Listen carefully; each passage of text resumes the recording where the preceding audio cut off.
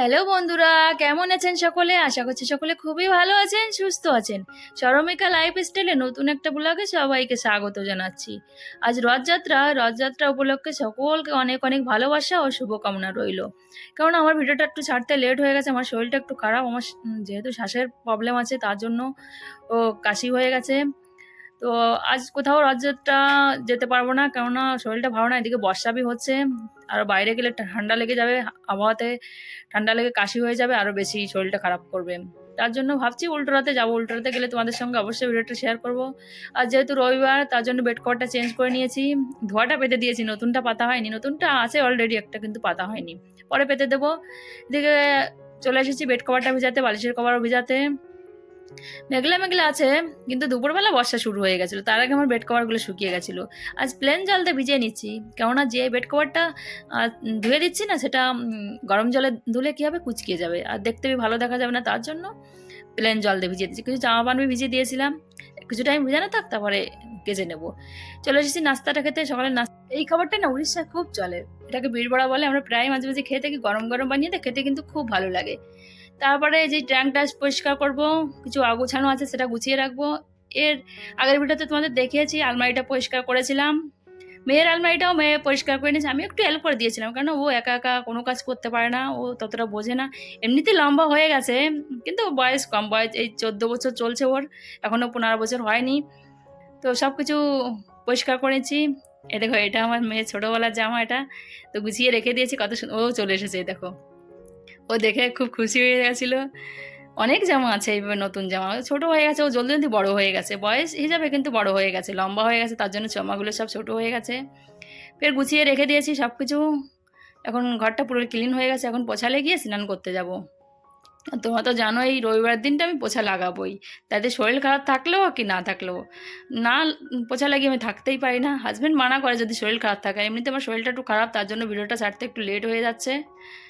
তো দুদিন পরেই ছাড়া হচ্ছে, কেমন এডিটিং করা হয়েছিল না, তার জন্য একটু লেট হয়ে গেছে।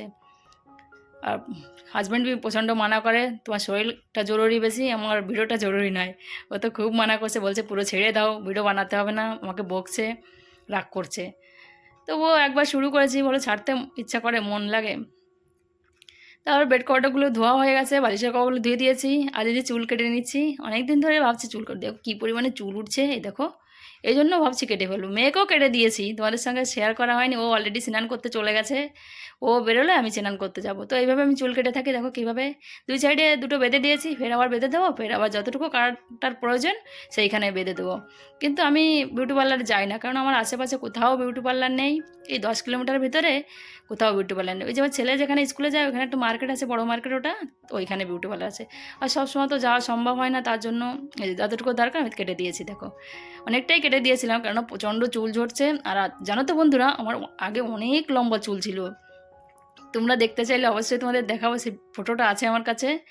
তারপরে যেটুকু লম্বা ছিল সেটুকু কেটে দিয়েছি, ফের আবার ধরে দেখেছিলাম আর একটু লম্বা ছিল, সেটাও কেটে দিয়েছিলাম। দেখো আমি এইভাবেই চুলটা কেটে থাকি, খুব সুন্দর চুল কাটা হয়। চলো তোমাদের ফাইনাল লুকটা দেখিয়ে দিই।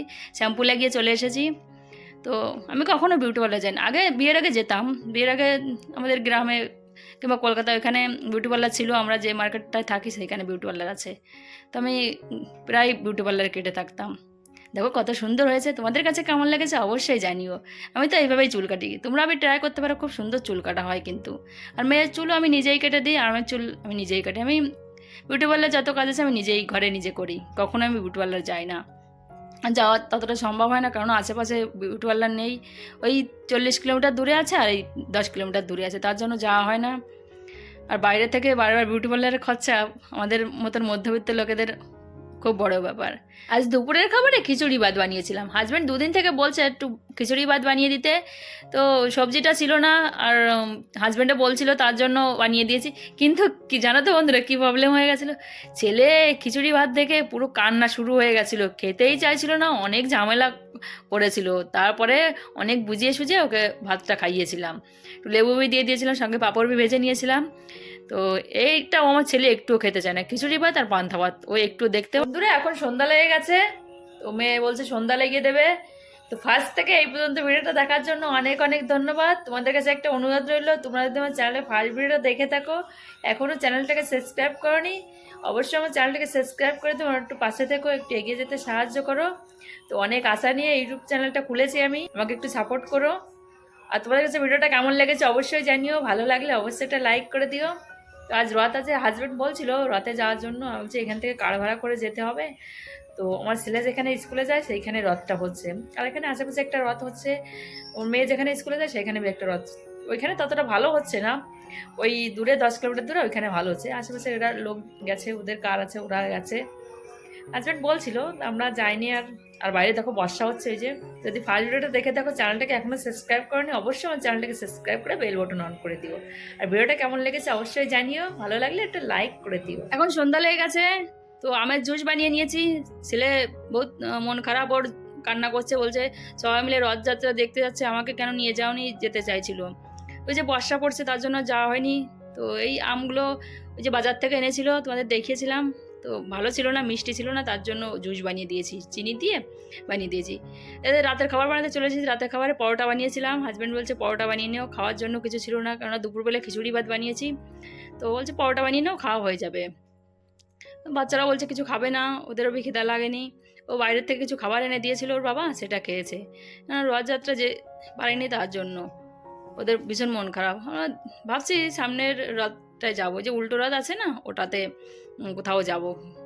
তো দেখি, গেলে তোমাদের সঙ্গে অবশ্যই শেয়ার করব। তো রাতের খাবারে যে পরোটা বানিয়ে নিচ্ছি, তোমাদের কাছে ভিডিওটা কেমন লেগেছে অবশ্যই জানিও। ভিডিওটা ভালো লাগলে অবশ্যই একটা লাইক করে দিও, আর চ্যানেলটাকে জরুর সাবস্ক্রাইব করে বেল বাটন অন করে দিও, আর কেমন লেগেছে সেটা জানিয়ে দিও। সো বাই বাই বন্ধুরা, দেখা হচ্ছে জলদি নেক্সট ভিডিওতে।